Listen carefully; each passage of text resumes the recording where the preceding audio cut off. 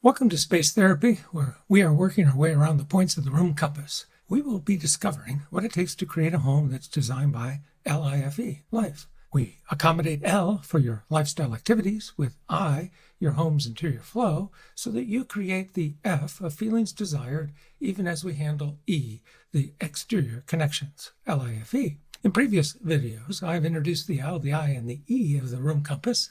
In this video, I will introduce the F for feelings desired. The spaces in which we live both reflect us and affect us at the deepest levels. One of the first voices to describe this was Claire Cooper Marcus in her 1995 book, House as a Mirror of Self, exploring the deeper meaning of home.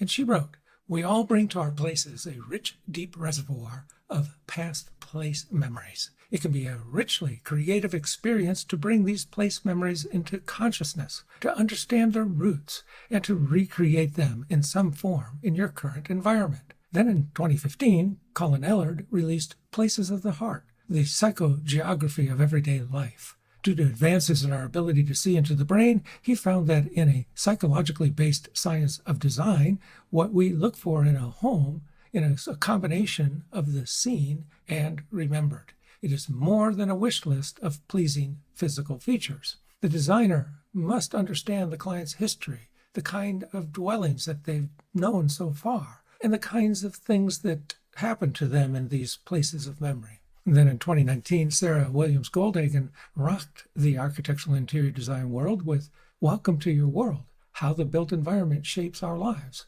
On page 40, she says that we are disposed to prefer familiar and conventional designs, even if those designs serve us very poorly. She goes on to observe that we get so used to these kind of spaces that we consider it just the way it is, normative. We don't even think about challenging it. Goldhagen then concludes, in this way, people can and do come to judge inferior places that serve them poorly or even harm them in covert ways as indisputably, objectively good. That is both provocative and sobering.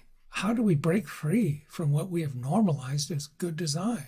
For me, I discovered an effective approach. We have to engage in a process called reverse abstraction. Aristotle said the soul does not think without an image, and that's the basis of what I just said. My next video will address this topic and its powerful implications for us as designers. It is key to my success at shaping homes to look great, work well, yet most important, feel right. Because we are affective beings, meaning we feel things, we must consider that the coldness of form follows function lacked what makes us human. As Ellard writes in Places of the Heart, we need curves somewhere in our surroundings. Not only have researchers shown a preference for curves over sharp angles, a preference that begins in infancy. Think about that. A newborn's eyes are known to focus at 8 inches, so as they suckle, the first shape they imprint is their mother's face. There are no sharp angles. These preferences also seem to be related to the properties of nerve cells in areas of our visual cortex that are involved in object recognition. Put simply, we have many more cortical cells devoted to the analysis of the nuances of a curved surface than of a sharply angled one. We need to think that the feelings we want our homes to give us are based on something more than what we like, because what we like becomes our wish list. But for our homes to give us the feelings we actually desire, we must reveal and then understand what is driving the wish list. This is what most matters and opens us up to new ideas. Notice the way the peninsula in this U-shaped kitchen welcomes you with the shape of a hug.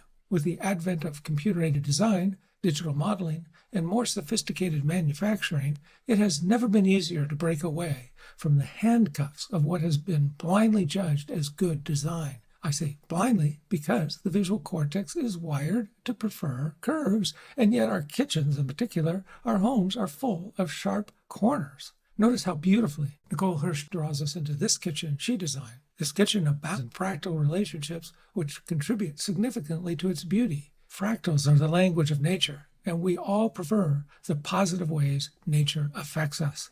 Fractals play a significant role in brain-friendly design, and that's a topic for a future video. So, a brain-friendly home, kitchens and baths must become more than aesthetics and function. Spaces give us feelings. My next video will explore reverse abstraction as the door to discovering what experiences form the root of those feelings. As I mentioned earlier, we will explore what Claire Cooper Marcus called a rich, deep reservoir of past place memories. She writes that in that reservoir, there will surely be aspects of privacy, enclosure, view, form, materials, sound, textures, and so on, which means to me adding patterns and colors that were imprinted on you at this time, particularly in childhood. Stay tuned and please subscribe to Space Therapy, because while form should follow function, form also follows feeling, and that matters as well.